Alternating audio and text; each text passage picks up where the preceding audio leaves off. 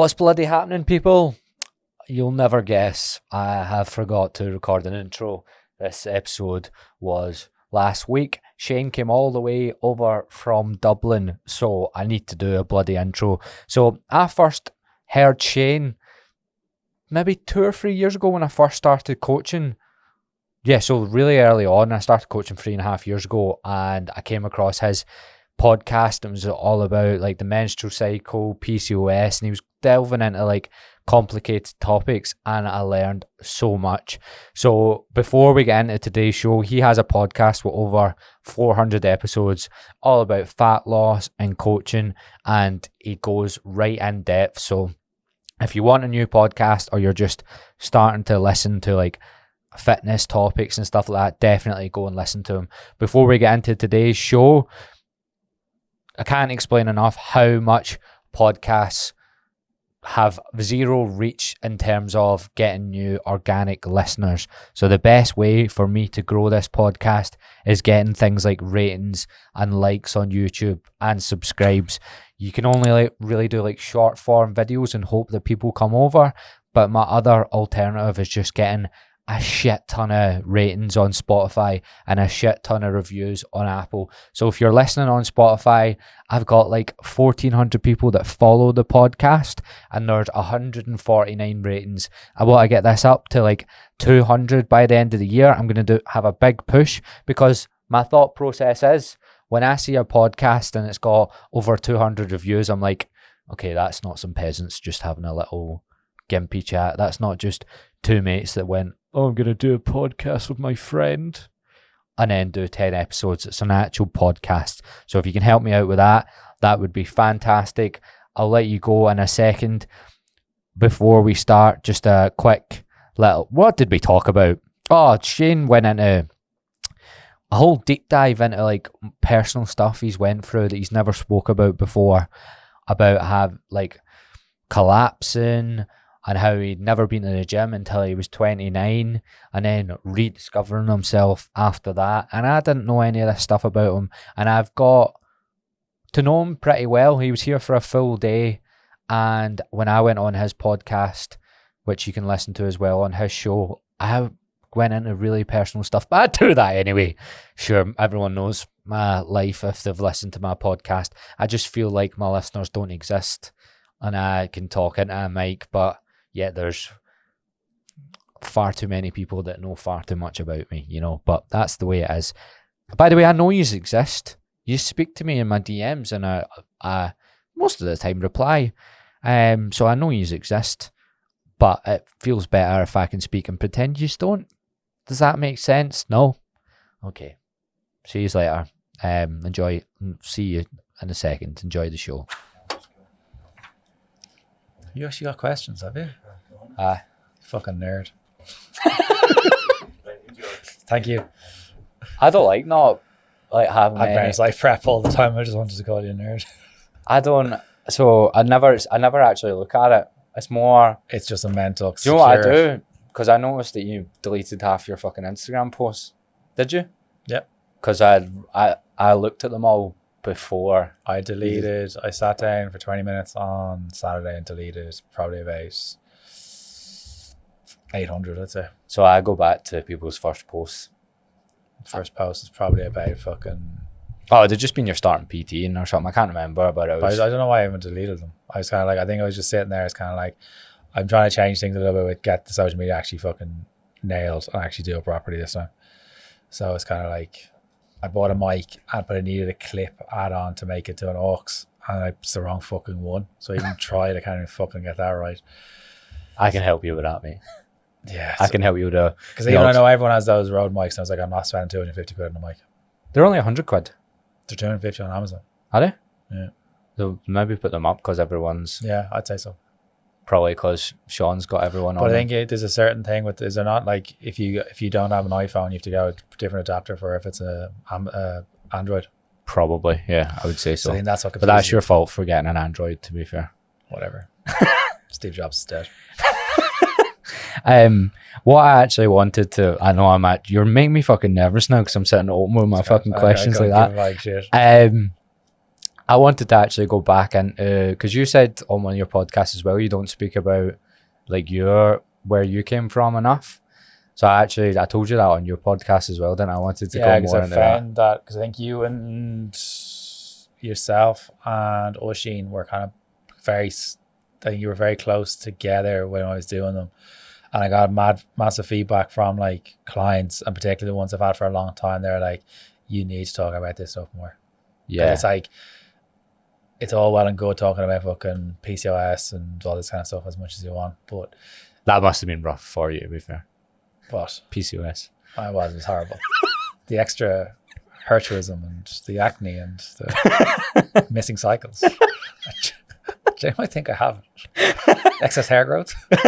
Tick. I think there is male PCOS. Well, I probably suffer from it. I reckon. I'll label myself right now. Polycunt ovary syndrome. So all I know really is that your mental health was on the floor and you started doing Joe Wicks. That's all I've really heard you speak about. I'll go into it. Yeah, I'll go into it then. Or is it too dramatic? No, I've spoken about it previously with some. I know some people kind of find it a little bit triggering and stuff, but yeah, I'll happily talk about it. So it was recruitment you were doing?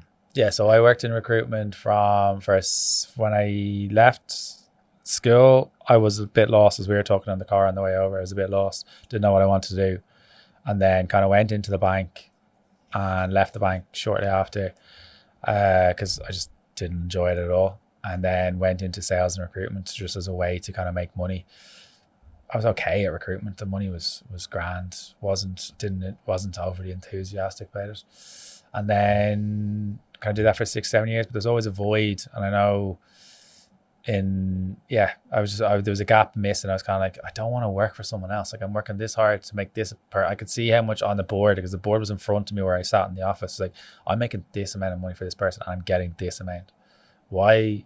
This is annoying me. Yeah. And then April 2017, I went into a new recruitment agency, or I started a new different job. And on the Monday started that job, and then on the Saturday I was admitted to hospital. So on the Saturday morning I woke up with fluid on I woke up with blood clots. So we didn't know what it was. So this arm was about probably that big. Fluid in the elbow was really like it was like water in like a plastic bag. It was that kind of feeling. And then there was a rash on the forearm here. So I went into hospital. You just woke up and that was woke up. I was like, Jesus, the gym's really working. It wasn't, because I was doing Joe Wicks. That's the clip. And then I kind of rang my parents. It's kind of like, this is weird. And Dad was like, oh, it should calm down. Like, he went up and played golf. And then Mom was like, I was kind of like 2-3 o'clock in the afternoon, still hadn't subsided. It was actually getting worse. It wasn't sore. And I rang my mate's now husband, and he said, well, yeah, you need to go into the hospital. You need to go to VHI. VHI couldn't do anything, which is kind of like one of the insurance companies.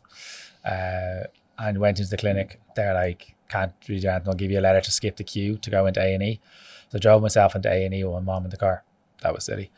And I was laying on a bed for about 24 hours. And then eventually they were like, all right, you can have a bed. So I was in hospital for a week.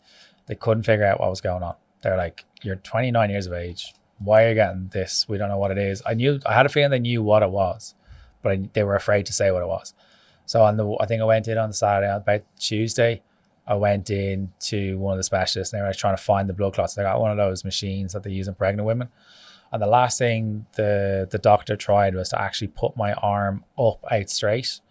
And they found it just kind of in here in the collarbone. They found you could see it on the screen that there was like a black dot. It's like blood is dark, so they could see it there. And then they found the other one down here. So they're like, right, you need to go and get surgery. So they opened up. Oh, sorry, I get really queasy by the way. I can see you're like getting really uneasy. Something I said. Fucking, I was like, well, less detail. So they were like, right, you need to get surgery tomorrow. So I was awake for the surgery. Screen here in front of me. They put in like a tube with a balloon on, opened up the balloon, and they opened up the vein, and then the thing released. And then you could see the arm kind of go down. So I was in hospital for a week, and then meanwhile, the old job were kind of ringing me nonstop, kind of sussing out like what was going on when you coming back. Is in recruitment, the whole motto in recruitment is if you're not in, you're not paying for your desk. So they really didn't give it a shit. They're like, well, we're paying you a salary. You're not paying your salary here by being sick. So as in you pay to make money on this desk. Yeah. So basically, we're paying you a salary, but you're not here. Even after 2 weeks, we're still paying you here, but you're not actually making us any money. So what's actually going on here? I was like, shit, buzz. So I just kind of said after about 2 weeks, I was like, went in against my judgment. But what had actually happened with the blood clot? Like why did that happen? Still don't know. I generally put it down to probably being depressed. I wasn't looking after myself in my 20s. Like I wasn't doing drugs or something, but I was going out nights out. I'd been through a breakup. Recently? Probably about 2.5 years before that. That's about 2.5 year relationship. And kind of went out in the piss. I was kind of fell into the wrong crowd. I was playing football, and the football lads were big drinkers. So I kind of fell into that crowd. And just felt myself kind of changing. I was kind of like a little bit lost. And I'd say it was depression, like if I'm being honest about it. And then I went back into the office about 2 weeks later. And within half an hour, I collapsed on the floor with fluid on my lungs. And I was rushed to hospital again. So yeah, my body was just completely and utterly shutting down. So I'd obviously got an infection in the hospital.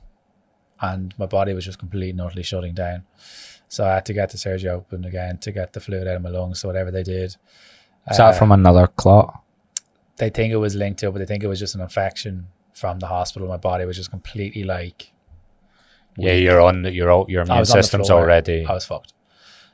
So after that, kind of was like, right, I have to quit my job.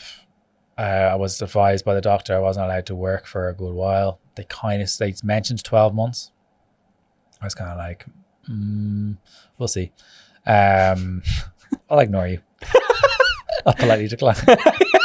Thanks for your advice, but I didn't ask for it. So like 6 weeks afterwards, Father's Day was happening. And there's a photo on my phone. I think it's still on my phone. There's a photo of me on Father's Day with my dad in the living room. And I have if I showed the photo, I've showed the photo to my dad since. He's like, who's that in the photo? I was like, that's me. I did. Have you ever posted this on Instagram? Yeah. I've seen it. Because there was a few. I was like, whoa, that's mad. Yeah. So I have one. I have hair, so you may not recognize me. But I lost about 10 kg in about 6 weeks. After hospital? After hospital. I just couldn't eat. Went into my room, wouldn't come out. Would literally come down to get the meals and go back up and just kind of do nothing. Were you living at home in this time as well? Yeah. So it was kind of like I was completely lost. And then this is where the link. You found me on Brian Keane's, I think. So This is where the link with Brian Keane came in.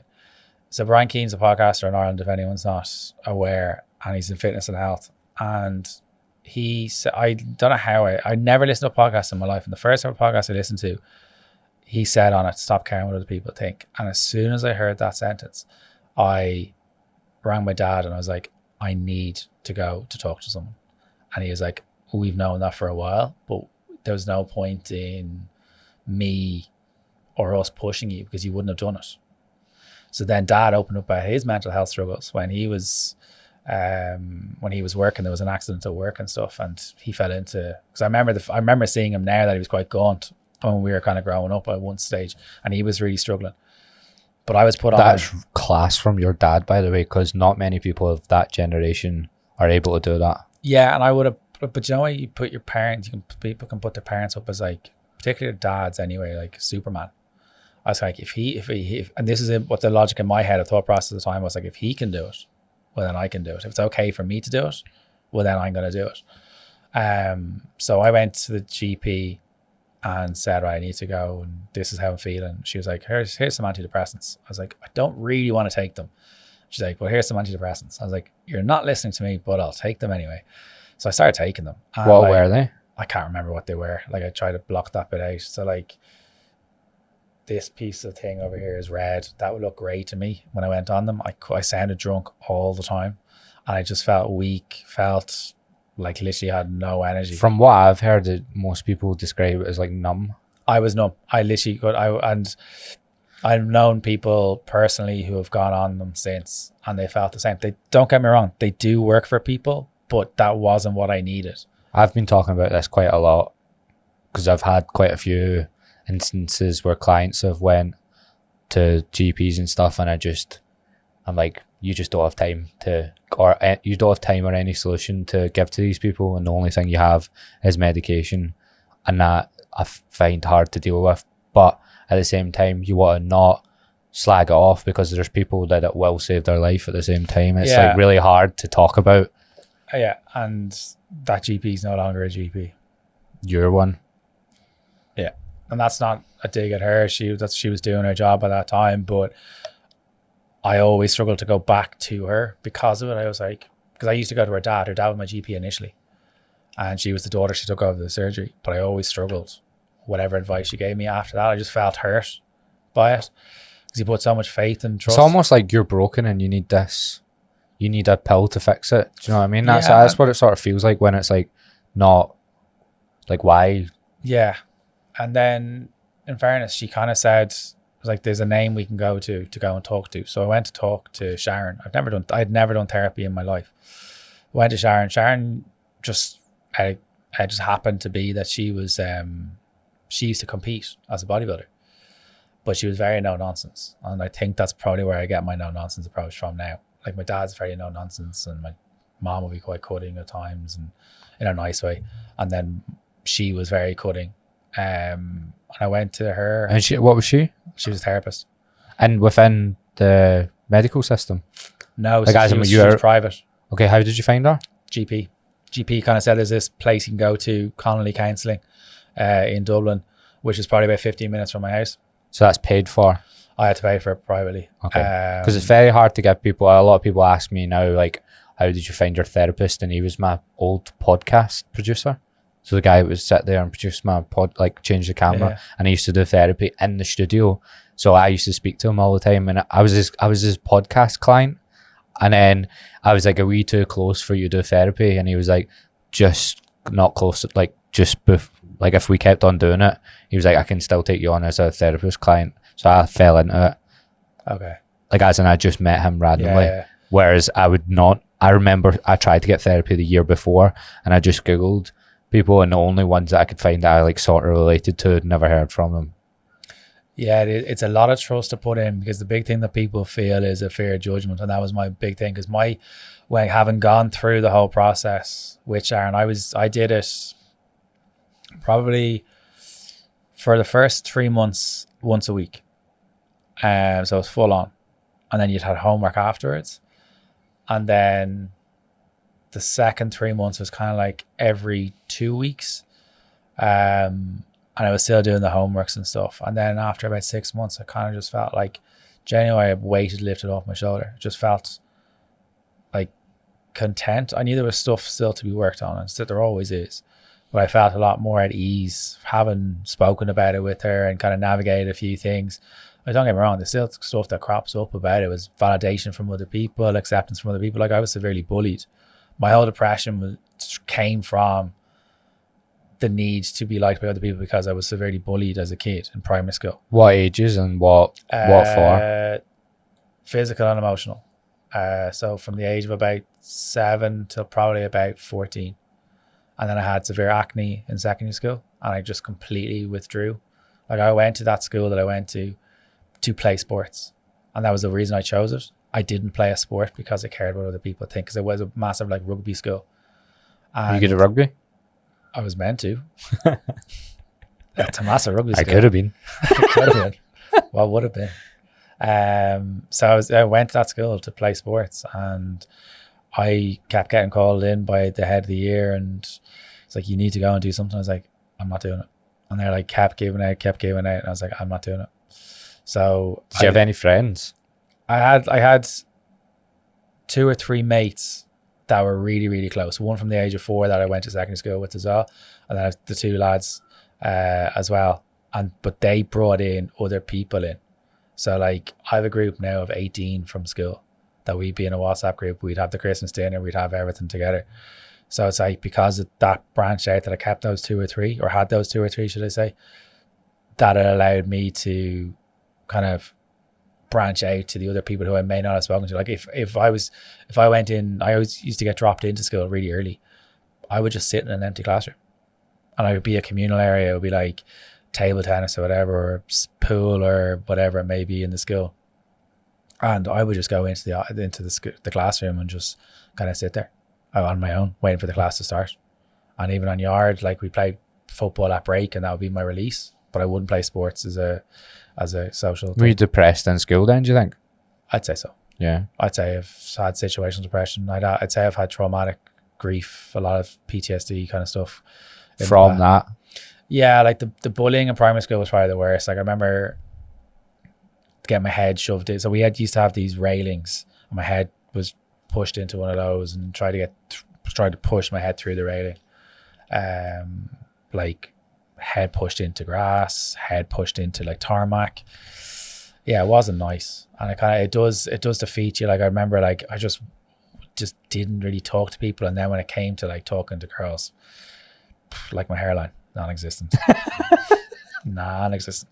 And like it'd be so fucking awkward. Like. I think that's so when I done like a full podcast on my experience with therapy, and I tried my best to be as honest as possible. That's why, and I have seen quite a lot of PTs coming out and saying like they have they've mental health struggles or whatever, and they're like, oh, but now I'm out the other end of it, but they never mention anything about what actually happened. And I always think that's just for likes, if you know what I mean. Like I think it's very easy to just say, oh, I struggled, but not mention anything. But it could also be they're not ready to get to that chapter, because there is a process. Like if you had asked me 6 years ago to mention what it was, I wouldn't have been able to say it. Yeah.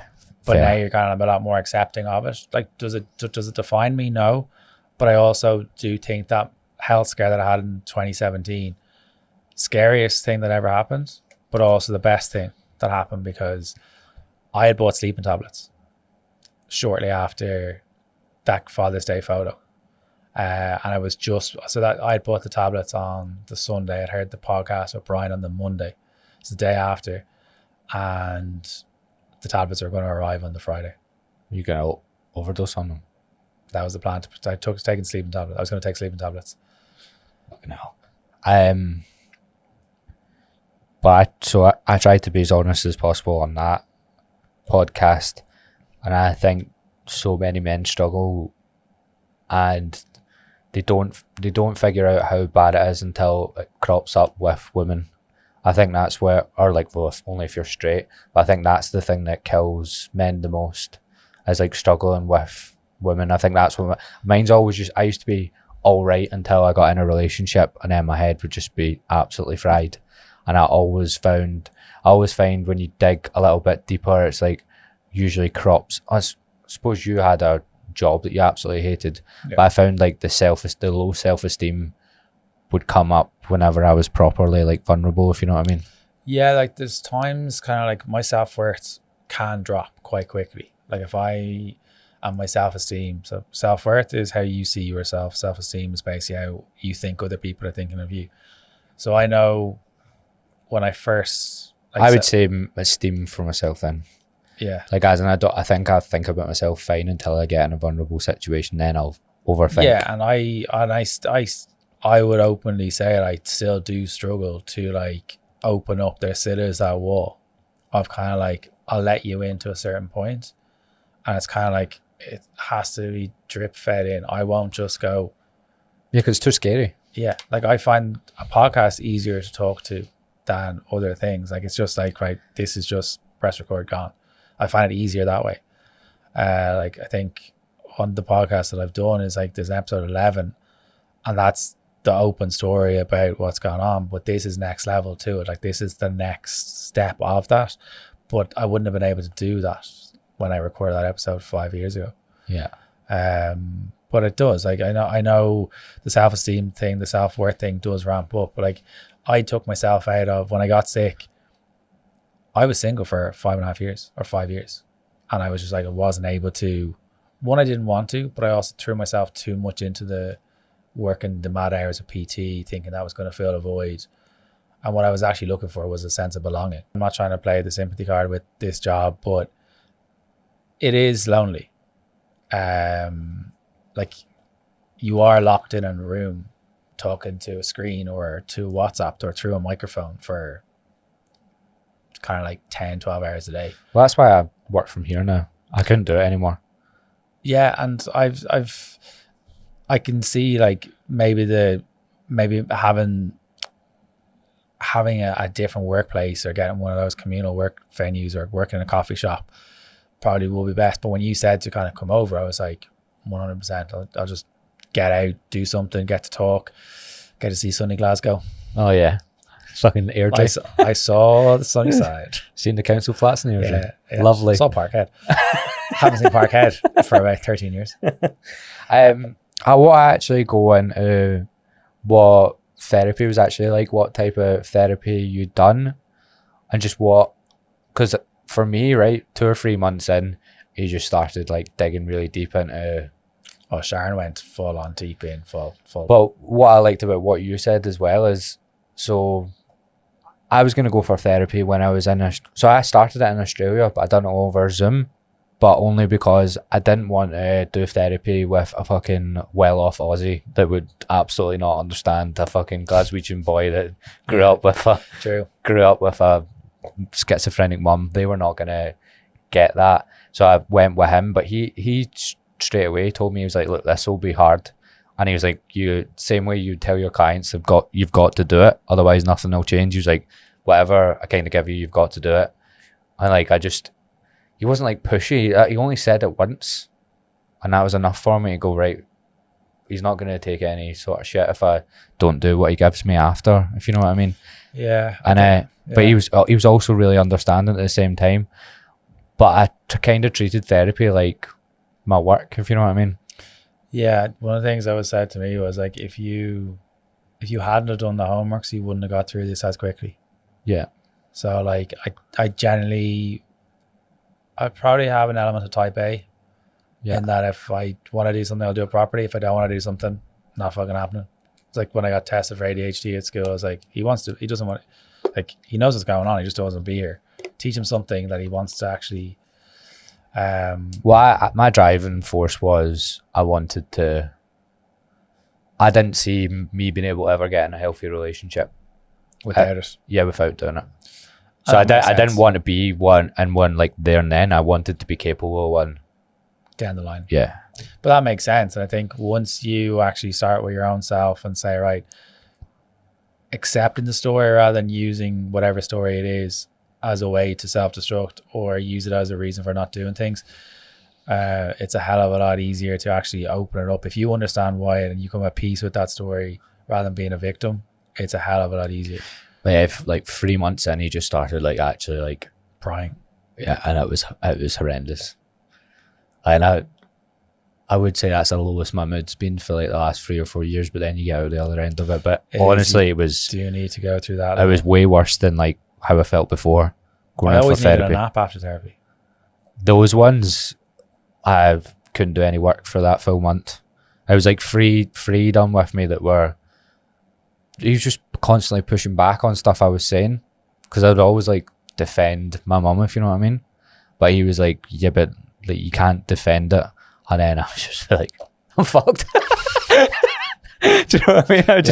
I don't mean I'm fucked as in like I'm broken. I'm just mean like mentally, like I had to go sit in a park for like 4 hours one day, just cry, where all the dogs kept coming up to me as well. And I'd be like, fucking crying my eyes out. But it was horrific. And I felt like the same sensation I've felt when I've been burnt out or anything like that as well. It just felt like I didn't want to do anything. Yeah, I've had burnout a couple of times since going into the industry as well. Like, especially with PT, it was like working 5 a.m. to 9 p.m. Yeah. I got to the point that is that in person, you mean? Yeah, 5 a.m. to 9 p.m. fully booked, so it was all great. And then November 19, so just before COVID, I was the morning of my graduation. I was flying over for my graduation from my nutrition course. I had PT clients before. I was flying over at lunchtime. I crashed my car on the way to the gym. Crashed it into the wall. Literally about, I've actually never said this, about 300 meters from my family home. Crashed it into the wall. Luckily, someone else had got there ahead of me. Someone else had crashed the wall into that same wall probably about 3 weeks beforehand. So they'd done it. If the wall, so yeah, drove down to the gym, did my clients, and my client was like, "You look very pale." I was like, "Yeah, probably just having shock or whatever." And then went to the. I can see the type A now. Still getting to the I clients. just compartmentalize things and deal with shit later. Yeah, fucking Yeah. hell. So went down to the client, did the 3 clients back to back, went home, and I was like, right, I've got an hour here to get a nap in and then go to the airport and stuff, and literally couldn't concentrate at all when I was like at the graduation. I couldn't enjoy the graduation in any way. I was like, what the fuck's happening? I'm gonna have to leave the industry. So I'd say that was on the Friday, and on the Monday I handed in my notice into the gym saying I was leaving and going fully online. Okay. And that was December. Yeah, that was I think it was like the end of December, end of November into December. So that was 10 weeks before COVID hit the world. So Do you think that's a blessing for you? That did that help you build online? I was kind of doing hybrid, as they call it. I kind of was doing I never done full time in person. I only done a hybrid.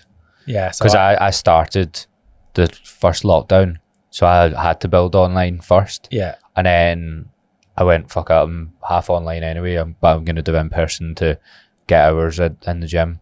So Yeah. I never seen that as my full-time business ever. okay, yeah. No, so I was doing majority of my business was face to face, and then online I was kind of like, I'm going to lose all my clients. So I said what was going on at the time to the clients, and I'd say about 70% came with me 1-to-1. So it's like, right, I've got this level of revenue to keep me going, I'll be fine. And then kind of just put it out on social media saying, I've got open up 5 slots. They were gone within the day when the algorithm was favorable. The algorithm, Now you need to do a lot of tricks. yeah, now you need to like Get a wee mic on the end of a water bottle and you'll be fine. fuck's sake. Too old for this shit. So yeah, then left the industry and then kind of doing it fully online now since 20. No, yeah, I'm confused the years. 20 was COVID, wasn't it? So yeah, the end of 19 to now. So fully online 4 years next month. So what are the burnouts? Like this would be quite that was good. one burnout because the exams for that course and then working the 5 a.m. to 9 p.m. Yeah. working the clients all the back to back plus the course plus trying to keep the business going, just completely burnt out.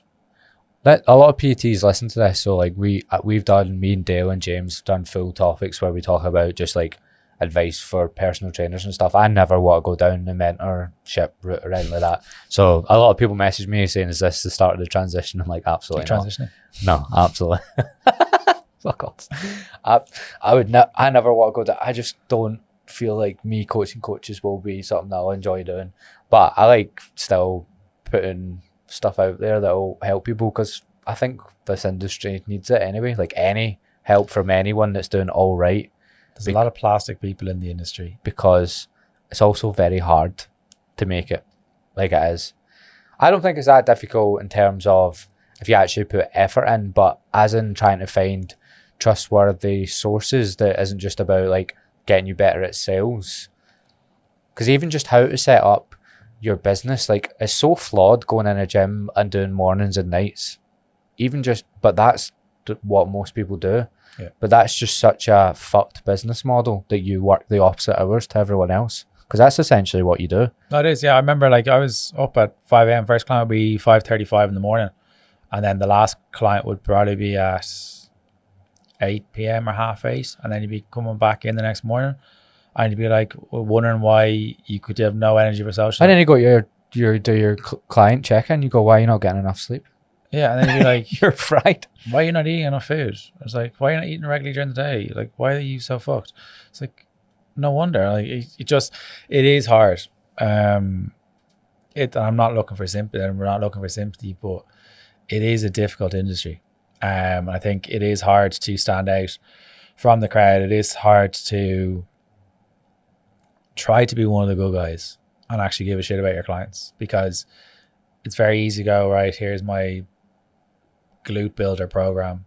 I'm not going to give a shit about the client, but I'll get loads of money in. Or here's my 6-pack shred program. I'm going to put you on 1,200 calories and you're going to have no libido, but everyone's going to buy it. That's unfortunately the way people are wired. The people who are buying the stuff are also wired that way. They want the quick fix, and people will play on that emotion of that insecurity, of those pain points that people hold in on, and they'll latch onto them and they'll push them down people's throats, and people unfortunately will buy for them because they're so lost in that moment. They want to improve themselves. But same thing even happens with the algorithm. So I said it a few times, like the sort of videos that are even from people that are coming at it from probably the right sort of mindset, like helping people long term. But when you do catchy sort of weight loss videos that are for the algorithm, where you're doing stuff, all you're sort of playing on is weight loss, and then it's still, and they're the videos that are going to get the most views. So even it's just like a hamster wheel where the same thing happens, just in different ways. Every time social media evolves, the tricks evolve, but it's still the same tricks. It's the same trick, and it's just in a different method. It could be a reel, it could be a Canva thing, it could be a whatever it may be, but people will just like, it's just the catchiness of it. It's the same shit. But what have you found? Like, so how many different business models have you sort of tried then? So you've done like face-to-face, then purely one-on-one online. You do some sort of group coaching. In terms of being like someone running a business, what have you found has been like the most easy to manage? So yeah, I've done one-to-one, I've done the hybrid, I've gone fully online, and then I've done online, I've been fully on one-to-one, and now I've got a group on one-to-one. I prefer the group and the one-to-one so now it's kind of like the group coaching is an entry level, cheap level for people to come into, to see how it works, to get the basic knowledge, to actually understand, like, is it going to lose you 30 pounds in 6 weeks or 8 weeks, whatever it is? No, but it's going to make you understand that you can have your weekends, you can have your fun and still get the results you're looking for. And the one-to-one is the next level on that. If you want to push your results, improve your relationship with food, improve your mental health, push things to the next level for yourself or whatever that may be, and actually get to the like deep root cause of why you overeat in the evening, why you stress eat. So the group is entry level. The one-to-one is proper getting into the deep roots of why people do things. And do you find you can still get achievable results with the group coaching? Or do you find a lot of people then realize they want one-to-one? Because that's why I've always been a bit apprehensive of doing any sort of, well, if you've got group coaching, you've got coaches there, you'll still be able to help them one-on-one a wee bit, if you know what I mean.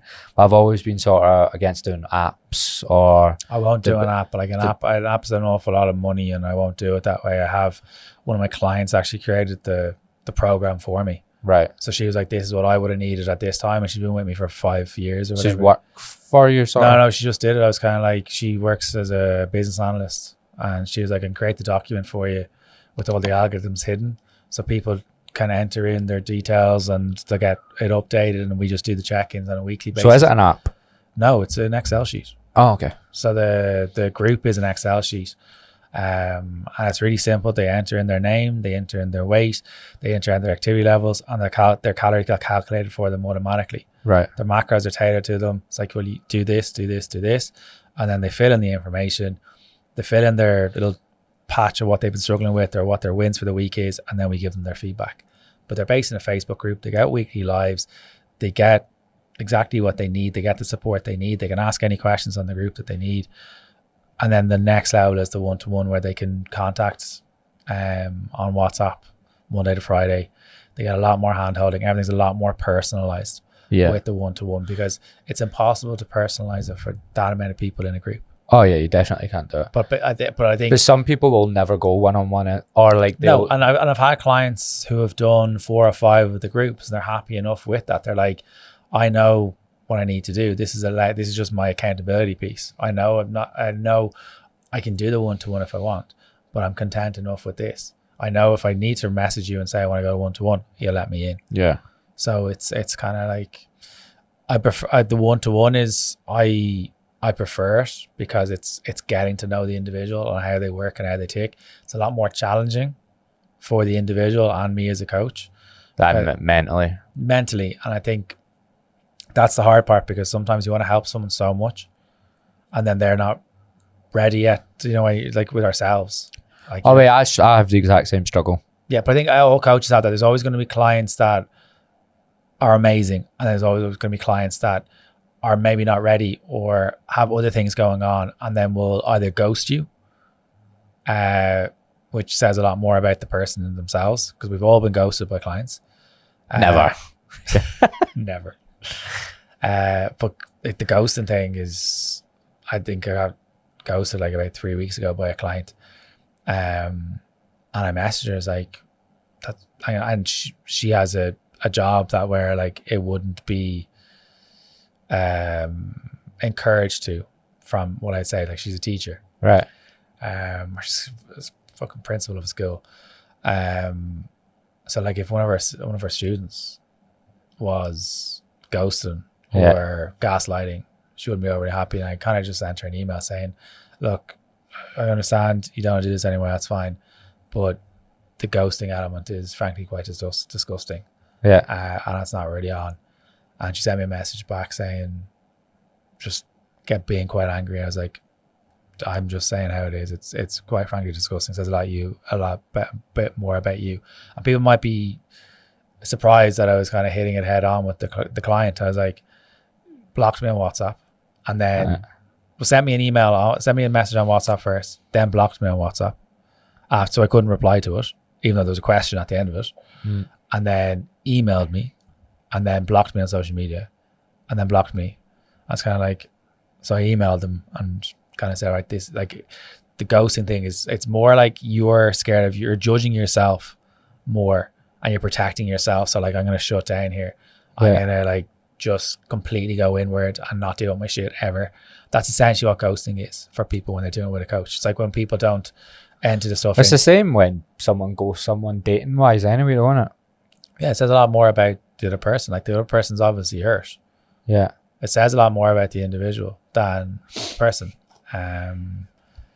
It's just, I think that's the bit people don't see. And I also I think people, I'm not trying to look for a sympathy card again, but people can forget that this is how we make our living. Yeah. Yeah. I've found, like, the thing that will annoy me the most is like, if you have someone on for I've had people on for like 6 months, and then you'll like say thank you for coming on or whatever, and they don't reply to it. Yeah.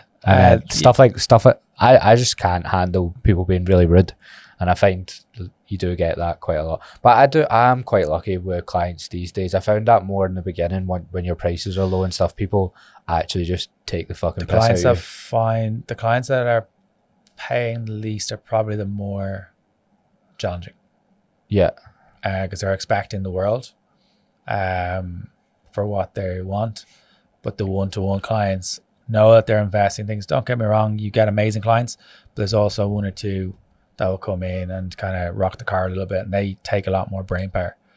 And it's just, I have to get better at not getting it as personal as it does, or not feeling it as a personal attack. But that's leading back to what we spoke about earlier. That's that validation. That's that acceptance piece. That's me looking for acceptance from them. Yeah. And that's not fair on them either. Yeah. But it works two ways. That's one thing that I want to work on next year, is trying to calm myself down with clients. But I never really take anything out on them. I'll probably get more annoyed at myself. Yeah. It's like, what could I have done better? Yeah. Like, I'll think about every single avenue that I could have took a conversation, or maybe like I've got them to do something where like maybe they weren't ready for that sort of thing. And I do get a wee bit worked up about it. But don't think I've ever really I done an offer last year, and I got all of them to do in-person sessions, and one of them, she hadn't been to the gym. She'd started that week. She hadn't done a workout yet, and it was like Saturday, and then she'd booked in for an in-person session. She texted me the night before. She was like, I forgot I was childminding. I was like, nah, fuck off. But sometimes you have to protect yourself. Like, But she blocked me on everything as well. But she was trying to like, I was like, fuck, you knew you were like, you obviously aren't child minding, and I've took kind of, and the way I do my one-on-one is if you start one-on-one online, you get a free in-person session, and it's more like a workshop of how you're to use your program. So essentially I'm doing it for free, because half my clients never do it because they're not from Glasgow. So I'm like, it's pretty much a free session, and I've booked an hour out of my time, and you cancelled on me the night before. And I find that really, that victimhood mentality of like, I'm a cunt because I've called you out on it, I find that hard to deal with as well. Yeah, I think, and we've all had that when clients cancel sessions and stuff. And I think if you're open and honest with them and kind of saying, right, it's not fair. Like, obviously, if you have kind of like, I've got a 2-strike policy with it. I always have. I have a 2-strike policy with no check-ins. And then people find it, well, I'm paying you. It's like, well, if you're paying me, why are you not doing the check-ins? Like, well, if it's a breakdown in me, or if I'm not providing the service up to your level, I'll happily have a chat with you and we'll discuss it and be like adults and stuff and actually open it up. But often it's not. It's like, oh, there's something else going on when you actually get an answer back from them on it. Like, I think people can forget that, like, I'm so emotionally invested. I actually give a shit about my clients. It's not, I just don't want just a big transformation photo. I want you to actually I want you to actually be at your best, and actually come out of this saying, right, this was the best thing I've ever done for myself. My kids have their mom back, or I've got a better relationship for food. I'm able to go and get the ride or whatever it may be. You're actually able to enjoy your life again. That's, for me, is more important than any transformation photo. The transformation photos are great for marketing. And I'm in that limbo now of like, will I do any more transformation photos and post them up on social media? I'm in that limbo stage. I'm out. Yeah. I'm out. I've made the decision. I'm out. I'm finished. I'm Valentine over there.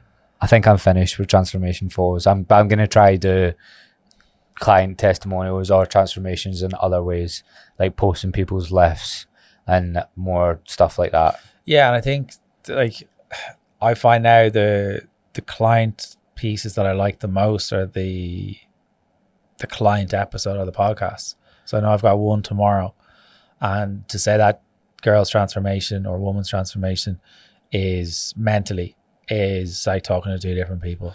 Yeah, I'd love even just hearing it more being described as like their story. Do you know what I mean? But that's it. Like, it's kind of like when you sometimes, like, I'll only ever ask clients that I feel have a story, and then like you talk to them and kind of like they feel like, I don't have a story. And I was talking to this client in particular, and I was kind of like, that's good if you don't want to do it, but I feel like if you look at what we've achieved from when you first started, you've done this, and she was like, oh. I was like, yeah, sometimes we can just feel that we're not worthy of doing it, or that the whole anticipation of putting yourself out there or telling your story because you're not ready to deal with it, which can happen. That can kind of blur the lines a little bit. And I'm excited to see the conversation tomorrow and see how it goes. I reckon you get more clients off of stuff like that than a picture. They're the most downloaded episodes, are the client episodes, yeah. Because people are desperate to hear someone that's been in their position, like, and really see how they've done it. And I think transformation is such a visual word. Do you know what I mean? Whereas you can actually hear what someone's been through, sort of thing. Yeah, and it's also like, it's realizing that your own problems are not your own. Like, someone else may have that social anxiety around food when they're out and about with their friends, or they may have that food guilt or the drink, and they might be struggling with stress eating, or they may not feel comfortable in their clothes. It's kind of understanding, like, right, it is possible to get out the other side, but it's also not as maybe a huge undertaking as you're maybe thinking it is. With a little bit of guidance in the right direction, a little bit of that kind of, like, I don't know, some awkward conversations to skirt around, it can be done. And I find that more rewarding as a coach for when someone comes out and just sends you a message like I've had clients have said they've been told by doctors that they can't have kids, and then they had HA for years. I was kind of like, well, why don't we try and do this, this, and this? And now that client has baby boys, twins, by tweaking 1 or 2 things because they hadn't done anything. Just looking after themselves. We brought in a supplement, we reduced their stress significantly, we got them to eat that a little bit more, and don't get me wrong, that whole psychological aspect of eating more for where that person was was huge. And now she's got 2 gorgeous baby boys. best That's the ones, most rewarding ones. It's not the transformation photos. It's funny because the most difficult clients in the beginning, if you get them over the line. If you get the breakthrough. Yeah. If you get the that's what we're looking for. We're little dopamine fucking freaks. We want to help. Feed my ego. Feed me. The most difficult client we want to help because they're the most rewarding. But I've also realized now in the last maybe 12 months to 18 months, it's kind of like knowing when that person's not wanting to do this and step away and say, right, Shane, you need to protect yourself here. Like, I can only help so much. If that person's not willing to or not wanting to or not ready to, it's kind of like being ready and being okay with stepping away. That you've done everything you can, but it's actually being open and honest with yourself and not being deprecating to yourself and saying, right, and being a prick to yourself, saying, why did you do this? Why did you do this? Actually saying, right, could it tweak this? Could we have worded this? And actually not being a dick to yourself on the whole thing and being okay with stepping away from clients if they're taking an awful lot of brain power, because it can happen. Avoiding perfectionism as a coach as well, and that's what you're trying to do. Because I sort of now give myself, because a lot, like, I don't know what a good percentage just even getting someone in a better place is, but like that might not be anywhere near as high as people think it is. It might only be like 50-60% where you get them to a better place. Depends where you're at, but like the idea that 99% of your clients are going to be like way better, I think that's just an absolute, it's jobs way harder than that. Do you know what I mean? Like I bet you there's a lot of PTs out there that like 10-20% of them are doing well until they have the skill set, and then you're getting up like 5% each time. I do find that we're kind of in a era when people, and maybe it's the mentors, of kind of like, it's more important to get more people in the door rather than actually serve the ones you have. Like, it's a lot less effort from a psychological aspect. So like if you can't help them, fuck them off, get someone else in, do you mean? Yeah. Or else if you're more prepared to have 50 clients, but you can only actually serve 30 to the best of your ability, you're more interested in getting another 20 so your revenue goes up and forgetting the other 30 rather than actually keeping the 30 and keeping the 30 for 6-7 months. That's going to keep you fed. That's going to keep you well. That's going to keep the roof over your head and actually focusing on that. Too many coaches are taught by mentors that they need to get more clients. You need to have a VA. You need to have an admin person. You need to have a videographer. You need to systemize, synergy, whatever the fucking buzzwords are. But that's what coaches are taught. And like, no wonder people feel hard done by when they get a shit coach, because I can assure you there are a lot of them. A majority. Yeah. I think it's getting better though. I genuinely do think. I do think it's getting better. The last year or two, I'd say it's got better. I think since COVID, it has got better. Yeah. I said this in a podcast the other day. I think, I genuinely do, love him or hate him, I think James Smith has had a more positive, like... Oh, James has changed the game in a positive light. He's brought a lot more people that understand things in, rather than it being... I feel like most... I was talking to Dale about this the other day. The idea that you do, like, calories, then photos every week, measurements, and it's all being a spreadsheet and that's all you do, and then the one check-in, and it all being about fat loss and the transformation photo after 12 weeks, even the free monthly block, that's all really outdated. It's all just been like, that's the way everyone's done it, and then it's always been, that's how it's been taught. But I think he changed how everyone sort of thinks about their business model as well, and the way that coaches are a lot more, it's about, no, let's understand their problems instead of just give them this solution, and if they don't follow the solution, then it's their problem. I remember going to a talk given by James and Darren in London, and one of the things he says, like, if you can't explain why you're talking to a client like they're a 5-year-old, you don't understand it. So you can't be teaching people if you can't understand it. There's no point in you just reading books and books and books and books and books and never actually applying any of it with your clients or any of it applying to yourself. I think most studies are pointless in this job, to be honest. I genuinely do. I've read plenty, but I don't think, I can't really remember. The majority of them, like, I think you do need to know surface level basics, but I don't think you need to know, like, the certain range on a bench press for Mary down the road where her pecs are going to be like. I need to get Mary to go in the gym. Basically, or go for a walk. I need to get Mary to like me. To then go to the. I think those skills are way more. Well, I mean, you do see those PTs in there that their clients do turn up to every session, but their information is absolutely woeful when they're just friends and they're. But at least they're exercising. Like I remember having clients, and they'd be like, "Shane, I'm just paying to chat to you." I was like, "As long as we're open." That's cool with me. It's like, I'm not here to kind of get shredded. I'm just here to do my 3 sessions with you a week and kind of lift a bit of weights, get out of the house, get away from the kids, and actually have a chat. And I was like, do you know what? I respect that. Yeah. Not kind of like, you're not putting undue pressure on yourself. And do you know what? Those clients actually got what they wanted out of it. They got stronger. They felt better in the clothes. They felt more confident.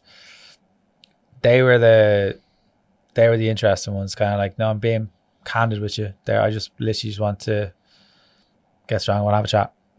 And we don't talk about those people enough though, because you might actually really had a positive impact on them. I remember that 6 months you worked with them, even if you're just working out with them, they might still be going to the gym, and they would have never went if they never done sessions. I remember I had a 75-year-old, 76-year-old woman, Jean.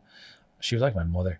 I had her as a client. I remember in the gym I used to work in, it was a chain of gyms, and they actually highlighted her as a client, and because it was like the gym I was in was kind of full of young people with big glutes and all that kind of stuff, and Jean would rock in lifting more than most of them, and like genuinely she put a lot of them to shame. It was like, it was just nice to actually have a conversation with a human and not talking about superficial stuff. She was like, she'd actually give you proper advice. She'd give you it was really nice, but she kind of led by example. She, like, I remember doing that video for the gym I was working at the time, using her as an example. But she was just there. She wanted to get out of the house, to be stronger, lead by example. Her daughters used to do the classes as well with her. It was great. It was a community aspect for her. It was a family aspect for her. She just wanted to feel better and just have a chat. Like, and those are the ones that you need to remember, isn't it? Like, the longer you work, you need to, like, I've found myself this year pulling myself back, going, right, you don't need to like do anything more. Just remember why you started the job. I definitely have lost. Like, I haven't genuinely thought about that for a long time, about those kind of clients that came in just like, you can kind of focus. We all focus in on the negative quite easily because it's really easy to do, about the kind of the difficult, awkward clients. But you forget about the ones that have actually impacted on you as well. And kind of like, you've learned from them about certain things and certain things you should be saying, or they've given you advice on certain things. Because there's always someone out there that can help you as well and guide you. It's not all about us having to help all the time. They can help you as well. Well, you learn. I think the biggest learning you do as a coach is from the mistakes you make anyway. And boy, have I made a lot of them. Yeah, loads. Like, I look back at I found recently the initial PT programs I gave out when I first started. Mate, I actually think I'd be physically sick of that. How someone didn't die. I didn't. And like, I found the old pricing sheet I used to have for one-to-one coaching. I was like, this is so fucking tacky. And then I remember, like, I got like I think there was like a Lenovo iPad or something like that, and had all the programs and that. So I was like, I was the shit. I was looking at the cover. I was like, I literally am a 40-year-old man. So it's just like one of those flip phone ones. It's like, fuck's sake. But like, yeah, it's just funny looking at it now, looking back. Right, the last sort of bit I want to go into, like, you seem, so I'm really big with like reframing the way people, even just like, I've always done this since I started coaching, is just pick the way people word things and just try, like, even bring it up to them. Not even necessarily go, you need to say it like this, but just like picking the way people word things. So like, you've said stuff like on podcasts or what, I've just wrote it down. I just want to ask you more in detail about it. So like, I think you said one that when people say I'm an emotional eater, you're not, you're someone who eats emotionally. I'm glad that is an actual quote. I didn't just make it up. Yeah, if you want to go into more detail about that. Yeah, so it's kind of like when we were talking earlier about kind of like that kind of story. and the victim mode that people can fall into. It's kind of like if people kind of say that they're an emotional eater, they identify as it. So that means it justifies the action. It's like, well, that's not what really the problem is. It's like, you're not an emotional eater. You're someone who eats emotionally, is almost kind of taking a step back from it and saying, well, all humans eat emotionally. Birthdays, Christmas, communions, whatever it may be, we all do it.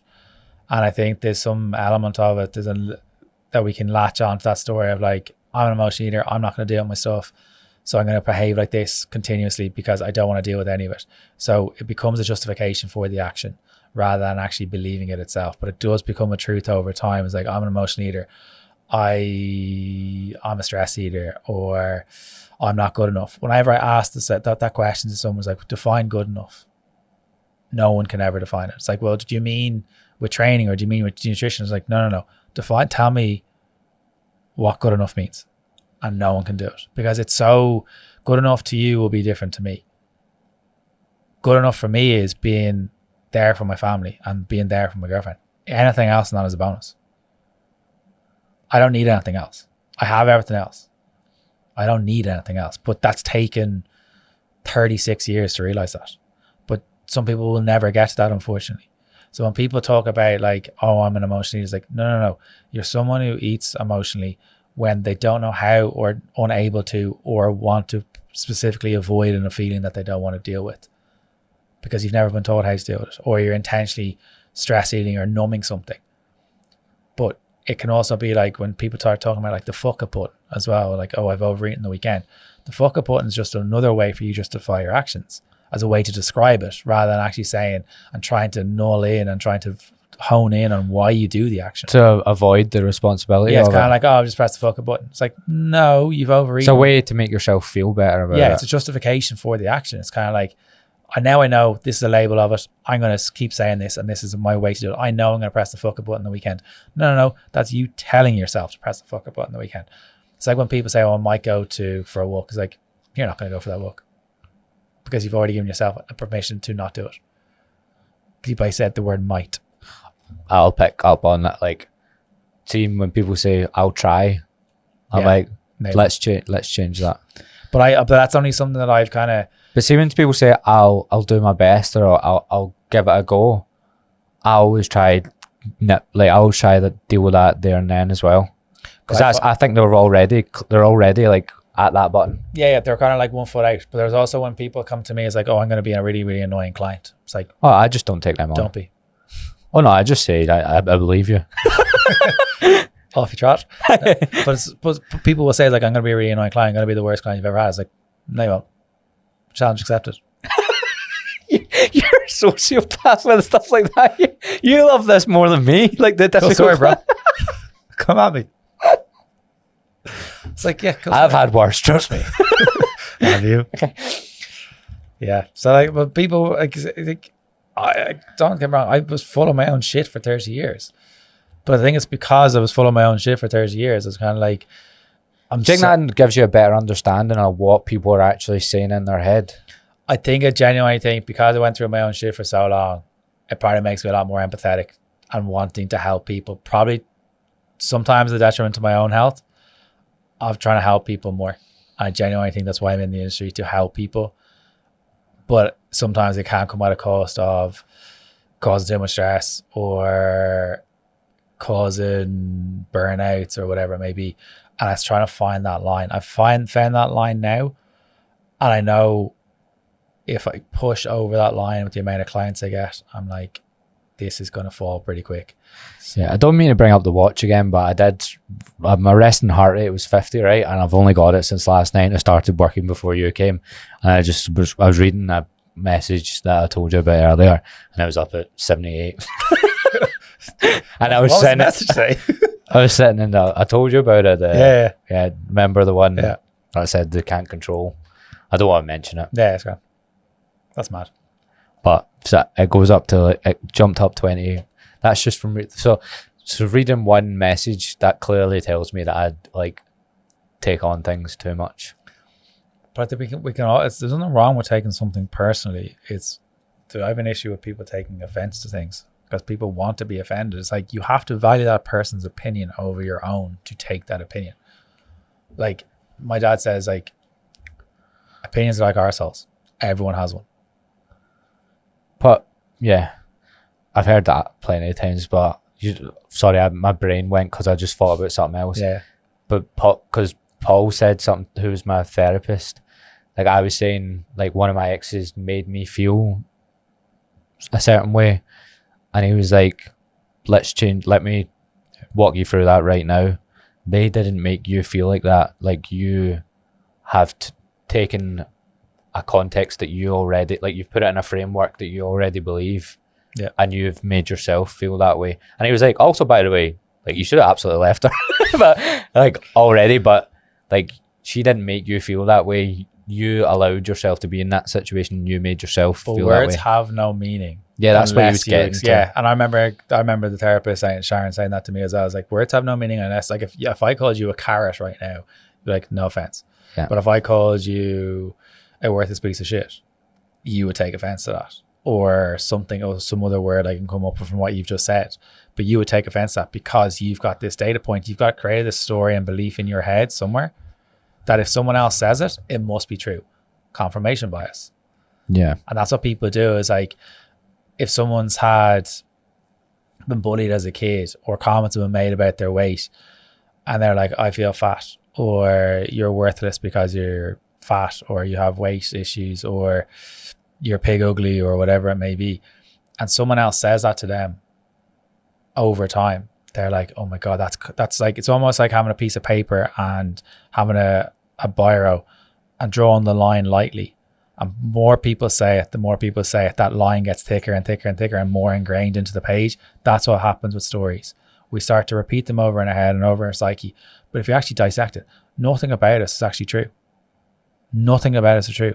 If you want to go really into it, our names aren't even our names. Don't fry my head. But if you really, really want to go into it, the ego and all this kind of stuff, our names aren't even our names. They're a label given to us. Yeah. Don't fry my head. No, yeah, because I'm just like, what am I?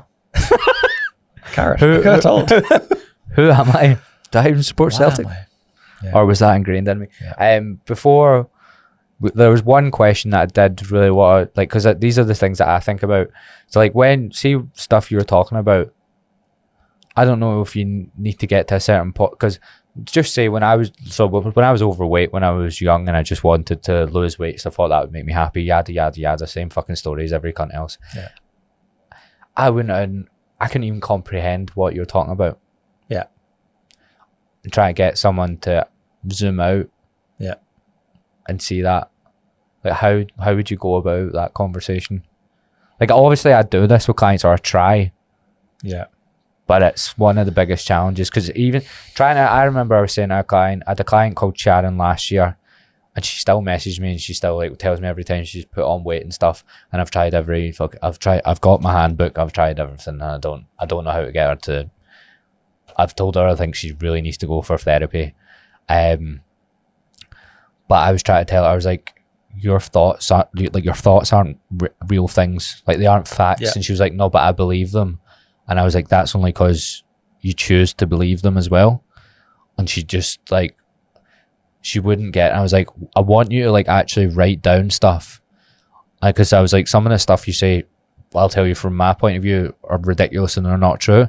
So if you write them, I tend to find if I write them down, I can see where I'm killing myself. So a lot of people, because if it's in my head, it'll just circle round. Yeah. Whereas if I get it out my head onto paper and go, right, that thought is doing me zero service whatsoever.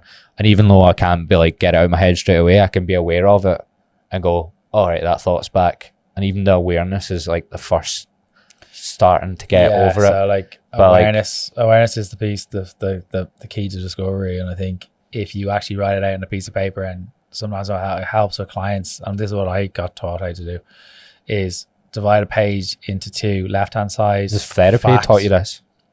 Right hand side, opinion. Now write out whatever you're thinking into which column it associates with. you'll soon realize that 99% of the shit that's going on is completely opinion. None of it actually has any reality. But if you actually write it out, people are very good at when people are saying, like, oh, my head's really busy, I can't sleep. It's like, well, what are you doing to get it out? It's like a Guinness can with a widget. It just keeps rattling and rattling and rattling. You need to get it out. It needs to be released. It needs to actually be written down. You can actually see it there. And it's kind of like, because I found my old journals, because one of the big things I had to do at the time was journaling. I haven't journaled in ages. I still do it. It got me to a point, but I just felt that point has kind of passed now. If I need to figure something out, I'm comfortable enough now to talk about it. So I'll be like, I'll do both. Yeah, and it's whatever works for the individual. I'll either, if I go home for kind of the Sunday dinner to my folks, I'll talk to my parents about it, or else I'll talk to my partner about it. I'll ring one of the lads and saying, this is what's going on. That wasn't me. I just held it up for so long. But I found that really big exercise of fact-free opinion is really, really useful. It's kind of like if you're going for a job, it's like weighing up the pros and the cons. It's that kind of list. Is that CBT? Is that CBT? So yeah, I got CBT'd. Yeah. I had but same sort of thing. I would have just had to wrote down all my thoughts and label. There was like 1 to 10 different things. So it was like, oh, is this all or nothing thinking? Is it labels? And then you just go through, like, say it was like 6 different thoughts I had, and you tick all the boxes, and you can edit that. It's amazing how that, because it doesn't, people will be like, because people even, I bet you people think, well, I know they will, quick fixes with therapy as well. Like, you've done 6 months of it. You'll get. But I've gone back to it. Like, it hasn't been 6 months and that's it. It was 6 months, and then I was going back probably every couple of months to them or to Sharon, and then I haven't been in a while. Or she doesn't do therapy. She doesn't practice anymore. But I've tried the odd time. I'm like, will I go back? And what stops me is, one, is the price of it. Because it's just mental. It's gone up by about 40% from when I was there. I was 50 quid an hour. What? It was 100 quid an hour when I was doing it. So I think it's about 130, 140 quid an hour. That's expensive. So I was like, if I really, but I do think that for something to change for someone, weight loss, life, whatever it is, nothing's really going to change until you get uncomfortable enough or something happens. Unfortunately, that's what's going to work for people. I wouldn't have changed if I hadn't got sick. I wouldn't be here if I didn't get sick. Yeah. But think people won't change until they get uncomfortable enough. And they get to a point, like people will be like, oh, I'm going to start going to the gym. It's like, no, you won't. Because you're not. That's why a breakup's so good for some people, isn't it? Yeah. Breakup probably helped me a lot. Yeah, and sometimes, even though it was the worst fucking thing I've ever been through. Oh, it's horrible. It's disgusting. It's horrible. But at the same time, you're kind of like, I look back now, it's like, that person that I was such a dick in that relationship.